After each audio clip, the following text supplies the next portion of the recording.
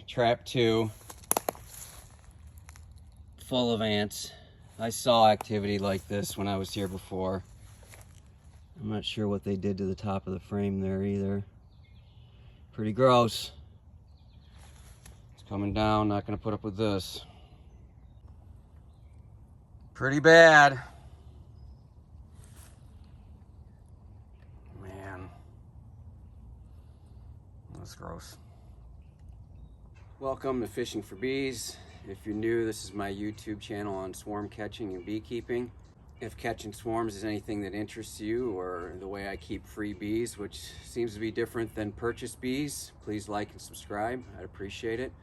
So as you saw in the intro, we're going to talk about ants. I had a problem at one of my swarm traps with ants. So this isn't necessarily on swarm traps with ants problems. This is more ant problems within your bee yard. How I handle the situation with ants at swarm traps is I just take them down. I'm not going to fight with them. You have to have enough time for the swarm to find it and move in, and the ants are much quicker than bees are. Normally we're setting up traps weeks in advance of swarm season, and the ants are constantly always foraging and looking for places. So they're not like bees. Bees are looking for swarms, places to live during swarm season. Ants are just opportunistic and a pest.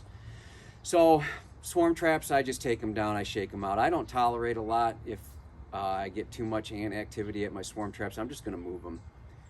I will say this possibly is an option because it's safe for bees. I don't know if I like poison in my swarm traps, so that's something to think about. I've never done that, but can I see it as an option? Yeah. But the ants aren't gonna go away, and you're constantly gonna have a problem. And moving the trap with this solution in the bottom is much more difficult. You don't want this to splash because it is a poison and your bees will consume it and you'll kill your new swarm. So I don't know how I feel about that. The commercially bought option that I show you might be more viable than the homemade solution, because the commercially bought solution is enclosed and also has a safety barrier that I use. I'm not going to recommend it. It's nothing that I'm going to do. What I do is I take my traps down. I get an earwig problem, I take them down. I get an ant problem, I take them down. And I'm looking for a new location. So we lost one of our locations, I believe, this year because of the ant problem. It's been 2 years in a row, and I'm just not going to deal with it anymore. So on ants at your apiary, ants on your colony, all that I'm talking about here is ants on the colony, not ants in the colony. Ants in the colony is a huge problem. So as commonly said, your best defense is a strong offense. It starts with the colony. It starts with the space that you're giving them. Do not give them too much space that they cannot patrol, and ants should not end up inside your colony. We run into problems when we start giving them too much space that they can't patrol, that they can't defend. Then the ants come in, and that can be very problematic when you got honey supers on and stuff like that. So it all starts with space management. If your space management is good, I don't do a lot with ants, but occasionally you need to get a little bit more aggressive and just knock them out. I have never had ants inside my colonies, but I've had ants under the inner cover, and I've had ants all over them. I've had ants with eggs underneath the inner cover, and at that point, you have to start doing something, because you will get in there and you'll do your inspections and you will see that the temperament of the colony is different. At that point, when the ants are moving in and they're starting to set up residency, you need to do something. So this is what this video is about. This is what I've done.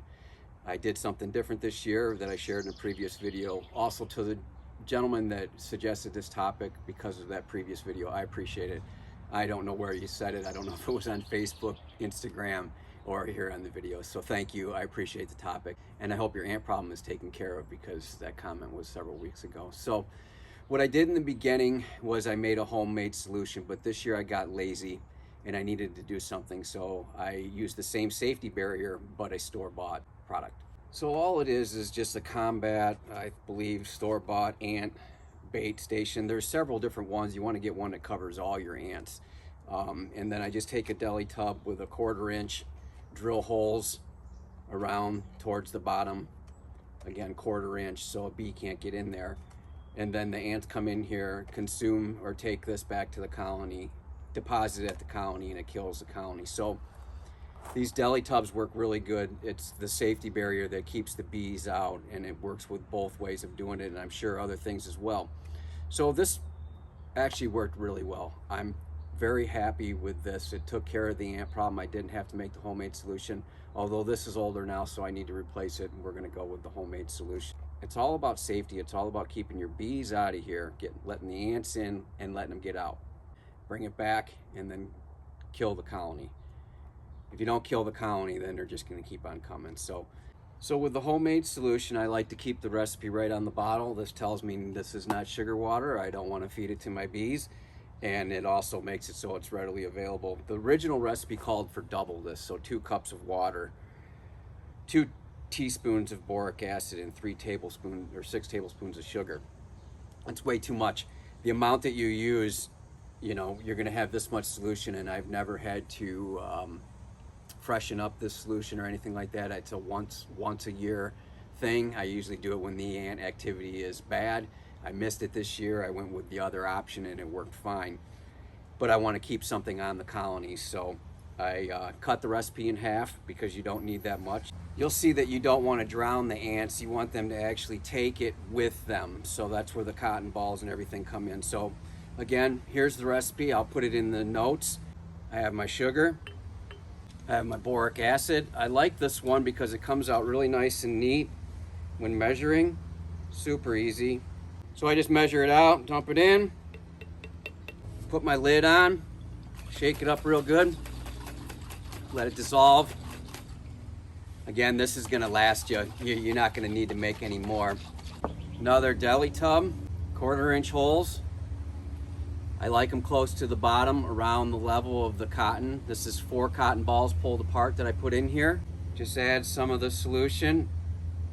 Again, you're not drowning them. One of the things I've always done in the past is added too much.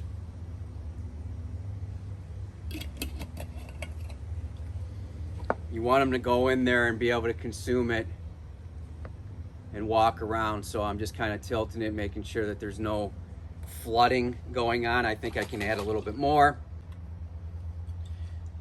You can see we haven't used much at all. Again, I just store it this way. You put it in the fridge, it'll last longer. It will ferment on you. So we'll just leave it like that. Put our lid on.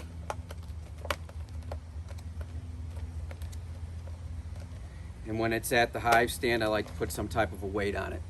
So this is it. They're gonna come take that back to their nests and it's gonna kill them. And this is what I do for ants. So I do know that, you know, people recommend cinnamon and stuff like that. My problem with cinnamon, I've never used it, is what I see is people have 50% success rate, 50% not success rate with it. So for me, it's still up in the air whether it's effective. But when I have honey supers on, I don't want to put cinnamon on top. Cinnamon is a strong spice and I don't want that smell inside my honey or that taste inside my honey. It shouldn't get inside the colony. It's just not something I'm comfortable with. I'm not gonna put cinnamon on or anything like that when I have honey supers. As you can see, this is not on the colony. This is not near the colony. This is underneath my hive stand and my cinder blocks, away from the bees and away from the honey. So I'm just really, really cautious about introducing anything into the honey. So ants suck. Again, don't give your bees too much space. Follow the 80%, push it to 90%, 95% when adding another box. Make sure the populations are super high, that there's tons of bees that are patrolling it. And you shouldn't have much of a problem with ants at all. Again, when it gets to the point that the ants are setting up residency, you can see them forming eggs or setting up home, you gotta do something then. You can tell that the bees are getting stressed and you need to take care of it. So that's it, quick and simple video on ant control. Thanks for watching. I hope your bees are well.